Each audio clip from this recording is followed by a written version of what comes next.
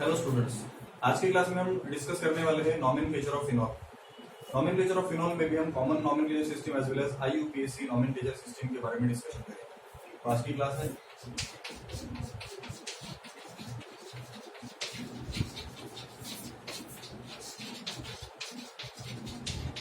Phenol. Phenol का structure हमको पता है। फिनॉल को हम इस तरह से लिख सकते हैं, और अगर हमने बॉन्ड्स का पोजीशन चेंज कर दिया तो फिनॉल को हम इस तरह से भी लिख सकते हैं, और डायरेक्टली ये जो कॉन्जुगेशन है इसको हम इस तरह से भी लिख सकते हैं। Both the three structures are known as phenols. Phenols में कॉमन नॉमेनक्लेचर सिस्टम हम देखते हैं। In common system the parent member is known as phenol. जो पेरेंट मेंबर रहेगा उसको फिनॉल बोलेंगे,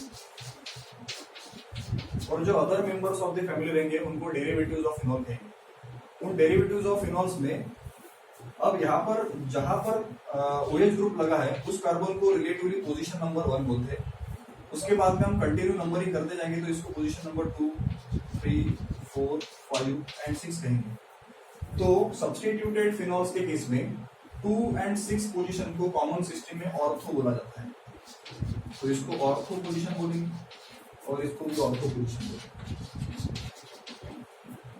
position number 3 and position number 5 को मेटा पोजीशन बोला जाता है।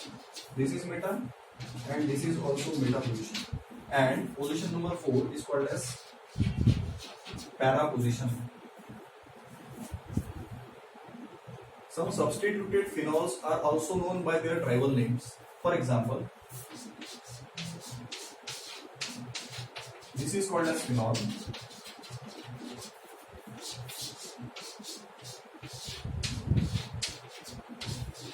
इसको हम बोल सकते हैं ऑर्थो डाइहाइड्रोक्सी बेंजीन।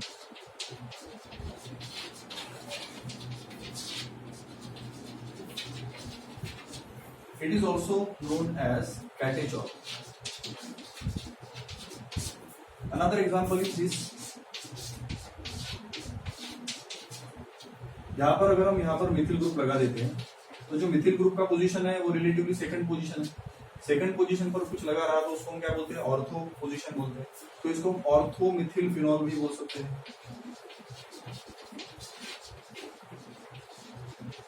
और इसको हम ऑर्थो क्रेसॉल बोल सकते हैं।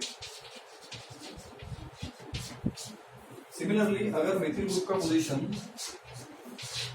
बेटा हो, यहां पर अगर मिथिल ग्रुप लगा हो तो इसको हम क्या बोल सकते हैं, बेटा मिथिल फिनॉल और बेटा क्रिसॉल।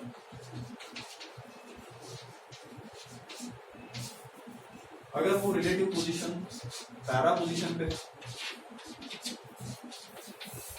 तो इसको हम अकॉर्डिंग टू कॉमन सिस्टम, ये पोजीशन हो गया 1, 2, 3, 4, 5, 6।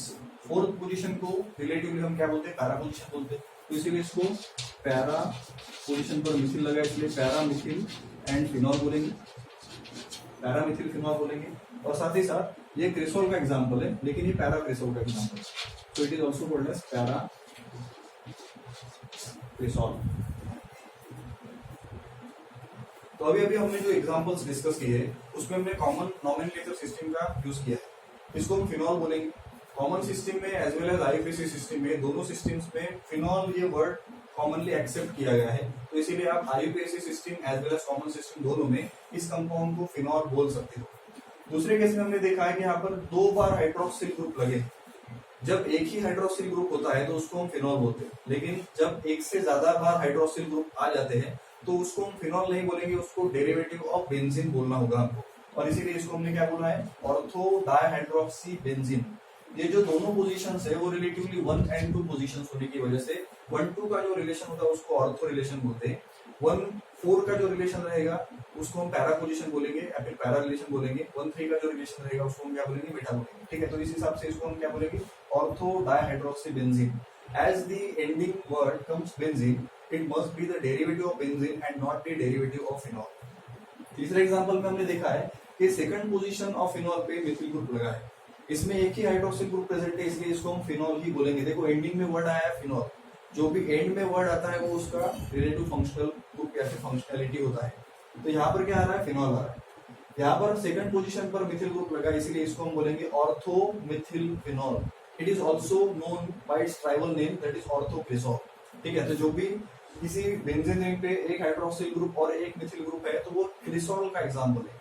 क्रिसॉल में भी अलग अलग वेरायटी होती है, जैसे कि यहाँ पर है Mithil position, Meta Mithil phenol इसको बोलेंगे, क्योंकि मेटा पोजीशन पर मिथिल ग्रुप लगा है, यहाँ पर पैरा पोजीशन पर लगा है, इसलिए इसको पैरा मिथिल फिनॉल बोलेंगे। तो ये कुछ कॉमन एग्जांपल्स है, या फिर इनको ट्राइबल नेम्स भी इनको बोल सकते हैं phenol. Thank you. So in IUPAC system the substituted phenols are called as derivatives of phenol। सबसे पहले हम देखेंगे फिनॉल का IUPAC सिस्टम में नाम क्या होगा, इसको हम फिनॉल बोलते हैं। So in IUPAC system it is also known as phenol, और बेंजीनॉल भी इसका एक दूसरा नाम है, बेंजीनॉल। ठीक है, अभी इसी को हम common system as well as IUPAC system दोनों में इस फिनॉल वर्ड का इजीली यूज कर सकते हैं, बिकॉज IUPAC सिस्टम ने इस वर्ड को एक्सेप्ट कर लिया है, और इसीलिए इसको अगर आपने IUPAC सिस्टम में भी फिनॉल लिखा तो भी एक्सेप्टेड है। इसमें जो भी दूसरे डेरिवेटिव्स रहेंगे उनको हम क्या बोलेंगे, डेरिवेटिव्स ऑफ फिनॉल बोलेंगे।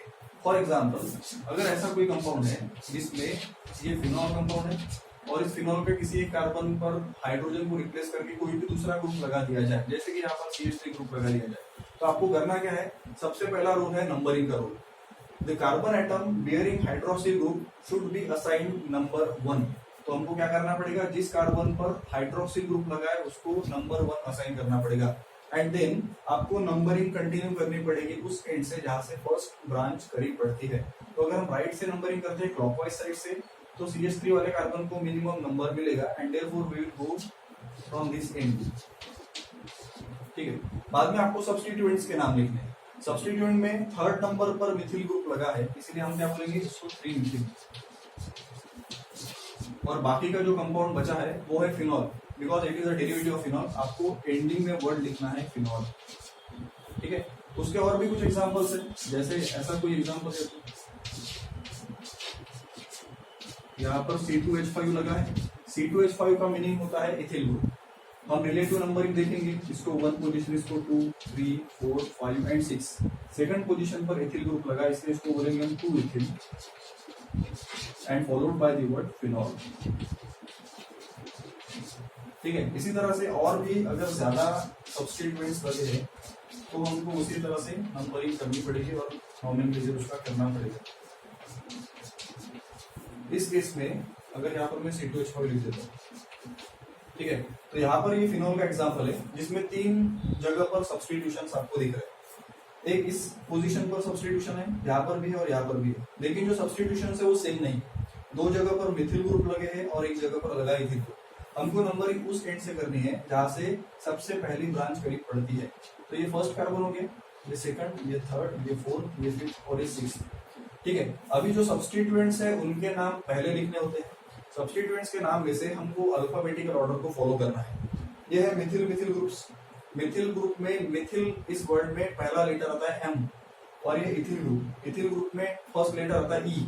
सो in alphabetical order as E comes first, हमें इथिल का नाम पहले लिखना होगा और इसका नाम हो जाएगा, पहले लिखेंगे हम 4 इथिल। बाद में 2 एंड 3 पोजीशन पर मिथिल लगे हैं। 2 बार मिथिल है इसलिए इसको हम बोलेंगे डायमिथिल। लेकिन कौन कौन सी पोजीशंस पर है, एक है 2 और एक है 3। 2, 3 डायमिथिल। अब सारे सब्स्टिट्यूएंट्स के नाम कंप्लीट हो चुके हैं, अभी बचा है फिनॉल। तो एंड में हम वर्ड जोड़ देंगे phenol. So the name of this compound becomes 4-ethyl 2,3-dimethyl phenol। हम कुछ और एग्जांपल फिनॉल के सब्स्टिट्यूटेड फिनॉल के एग्जांपल्स को डिस्कस करने वाले हैं। इस केस में यहाँ पर हम नंबरिंग करेंगे, यहाँ से 1, 2, 3, 4, 5 एंड 6। 4th नंबर पे ब्रोमीन लगा, इसको हम ब्रोमो बोलेंगे, दैट इज 4 ब्रोमो फिनॉल। इस केस में अमाइनो ग्रुप लगा है इस पोजीशन पर, नंबरिंग करेंगे 1, 2, 3, 4, 5, 6। इसका नाम हो जाएगा 3 अमाइनो फिनॉल। इस केस में नाइट्रो ग्रुप लगे 3 पोजीशंस पर, हम नंबरिंग करेंगे यहाँ से 1 2 3 4 5 एंड 6। तो कौन कौन से नंबर पर NO2 ग्रुप लगे हैं? Second number, fourth number and six number. तो ये हो जाएगा 2 4 6 ट्राई नाइट्रोफिनॉल, 2 4 6 ट्राई नाइट्रोफिनॉल। ठीक है, इसी कंपाउंड को कॉमनली पिक्रिक एसिड बोला जाता है। ये एक प्रकार का स्ट्रॉन्ग एसिड है। यहाँ पर जो NO2 ग्रुप दिखा है वो इलेक्ट्रॉन विड्रॉइंग है। इलेक्ट्रॉन विड्रॉइंग होने की वजह से ये NO2 ग्रुप, ये और ये तीनों NO2 ग्रुप्स क्या करेंगे? इलेक्ट्रॉन को विड्रॉ करेंगे। Electron density of this carbon becomes less. As the electron density becomes less, it will attract the electrons from oxygen carbon bond, and as the oxygen carbon bond becomes the electron density of oxygen becomes decrease, it will attract the electron density from oxygen hydrogen bond, and hydrogen becomes more acidic, and therefore the picric acid name is given to this compound. In case of polyhydroxy compounds, the compounds are known as derivatives of benzene and not the derivatives of phenol. एक से ज्यादा बार अगर hydroxyl group किसी compound में आता है तो उसको हम फिनॉल नहीं बोलेंगे, उसको हम डेरिवेटिव ऑफ बेंजीन बोलेंगे। फॉर एग्जांपल इस केस में अगर हम देखें तो ये 1 और ये 2 पोजीशन रिलेटिवली ऑर्थो पोजीशन है, लेकिन हमको आईयूपीएसी नॉमेनक्लेचर करना है। यहाँ पर एक से ज्यादा बार हाइड्रोक्सिल ग्रुप आए हैं, इसलिए इसको हम डेरिवेटिव ऑफ बेंजीन बोलेंगे।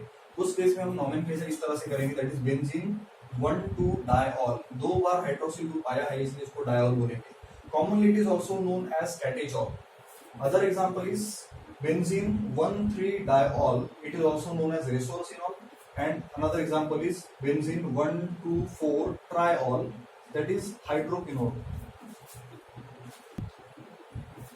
In case of polyfunctional compounds, polyfunctional का मीनिंग होता है, poly का मीनिंग मेनी, एक से ज्यादा फंक्शनल ग्रुप अगर किसी कंपाउंड में है और उसमें भी अगर हाइड्रोक्सिल ग्रुप के साथ उससे ज्यादा स्ट्रॉन्गर वाला फंक्शनल ग्रुप है, फॉर एग्जांपल कोई कार्बोनिल फंक्शनल ग्रुप हो सकता है या फिर कार्बोक्सिल फंक्शनल ग्रुप या फिर ईस्टर फंक्शनल ग्रुप, तो हमको नंबरिंग करने का जो पैटर्न है वो थोड़ा सा चेंज करना पड़ेगा।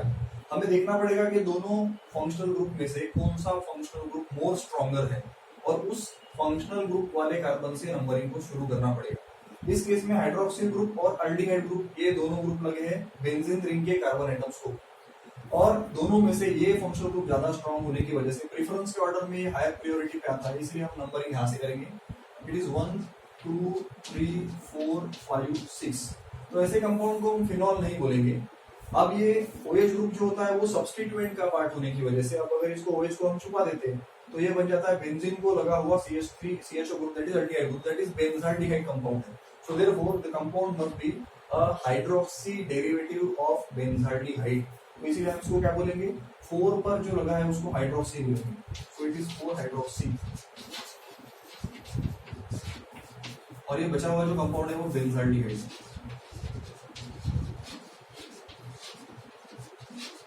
ठीक है, तो हमको नंबरिंग उस एंड से करनी है जहां से मोर स्ट्रॉन्गर फंक्शनल ग्रुप आता है। Similarly carboxylic acid group priority के ऑर्डर में सबसे हाईएस्ट प्रायोरिटी लिखा है, इसलिए नंबरिंग हमको यहाँ से करनी है 1 2 3 4 5 6। बेंजीन रिंग को अगर COOH लगा है इसका मतलब वो बेंजोइक एसिड है, और उस बेंजोइक एसिड के 4th कार्बन पर लगा हुआ हाइड्रोजन हमने सब्स्टिट्यूट किया है हाइड्रोक्सिल ग्रुप से, and therefore it must be example of hydroxy derivative of benzoic acid. As the hydroxyl group comes at position number 4, it must be 4-hydroxy benzoic acid। तो इसका नाम हो जाएगा 4-hydroxy benzoic acid। स्टूडेंट्स, आपको ये homework घर पे try करना है। इसमें मैंने वैरायटी ऑफ एग्जांपल्स दिए हैं आईयूपीएसी नॉमेनक्लेचर करने के लिए। आई होप आप सब लोग इसको घर पे ट्राई करेंगे, और अगर कुछ डाउट्स आता है तो आपको मेरा नंबर मिला ही होगा, उस नंबर पे आप मुझे व्हाट्सएप क्वेश्चन कर सकते हैं।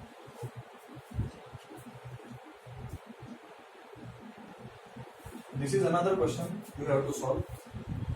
इसमें भी अगर कुछ डाउट्स आता है तो आप हमसे डिस्कस कर सकते हो। वैसे भी हम क्लास में और इसका रिवीजन लेने वाले हैं आगे चल के। तो आई होप आप सब लोगों को आज का नॉमेनक्लेचर का पार्ट समझ में आया होगा। तो यहाँ पर अपना फिनॉल का नॉमेनक्लेचर कंप्लीट होता है। Thank you.